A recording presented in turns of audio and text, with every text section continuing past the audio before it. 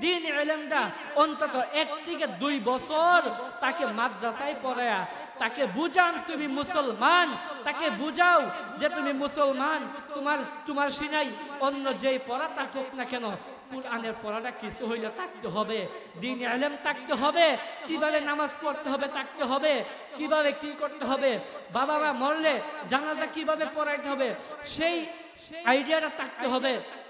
তা না হলে আজকে দেখা যাচ্ছে কি, আজকে দেখা যাচ্ছে দিন ইলম শিক্ষা না করায়া ভার্সিটিতে ভর্তি করাই দেয়। ওই সন্তান দিন ইলম না থাকার কারণে, দিন ইলমের অভাবের কারণে ওই ছেলেটা ভার্সিটিতে পড়ে নাস্তিক হয়ে যায়। কথা বলেন ঠিক কিনা ঠিক? আজকে আমি একটা কথাই বলবো, কুরআনের বিরুদ্ধে যতই ষড়যন্ত্র হয়েছে ওই ষড়যন্ত্র কখনো টিকতে পারে নাই। কথা বলেন ঠিক না বেঠিক? ছোট্ট একটা ঘটনা বলবো, সময় অল্প, তা নাহলে মন করে কথা বলা যেত। আল্লাহর নবী মুহাম্মদুর রাসূলুল্লাহ সাল্লাল্লাহু আলাইহি ওয়াসাল্লাম মক্কাতে যখন মহাগ্রন্থ আল কুরআন কালামুল্লাহ শরীফ পড়ে দলে দলে কত ইহুদি নাসারা, কত হিন্দু বৌদ্ধরা তারা আল্লাহর নবীর পবিত্র জবান মুবারকের মায়াবী কণ্ঠ সুরের কোরআন তেলাওয়াত করে, কোরআন তেলাওয়াত শুনে শুনে ওই লোকটা কি করে দলে দলে মুসলমান হয়ে যায়। দলে দলে মুসলমান হওয়ার কারণে আবু জাহেল তো ছিল নবীর কি দুশমন, ছিল দুশমন, ঠিক না বেঠিক? আবু জাহেল কি ছিল? নবীর ছিল দুশমন। ওই আবু জাহেল কি করলো, যখন দেখতেছে দলে দলে কি হয়ে যায়, কাফের সব মুসলমান হয়ে যায় নবীর কণ্ঠ মোবারক থেকে ওই মহাগ্রন্থ আল কোরআনের তেলাওয়াত শুনে, তখন আবু জাহেল একটা প্রচার ঘটাইয়া দিল।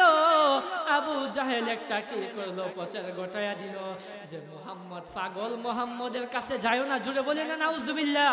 মুহাম্মদের কাছে যাইও না, তোমাকে একটা বাণী শোনাইবে।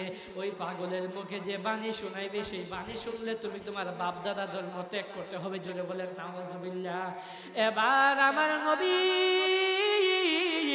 মহাগ্রন্থ আল কোরআন পড়ে গো, আর দলে দলে মানুষ মুসলমান হয়ে যাচ্ছে।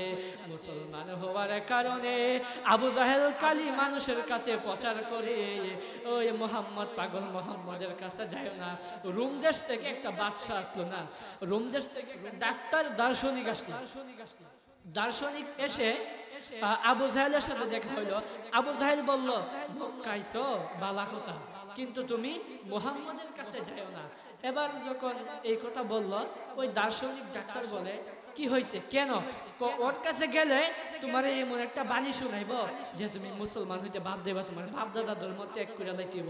এবার ওই দার্শনিক ডাক্তার, আমি তো ডাক্তার, যদি সে পাগল হয়ে থাকে আমি তাকে চিকিৎসা করবো, ভালো করবো, তুমি তাকে নিয়ে যাও।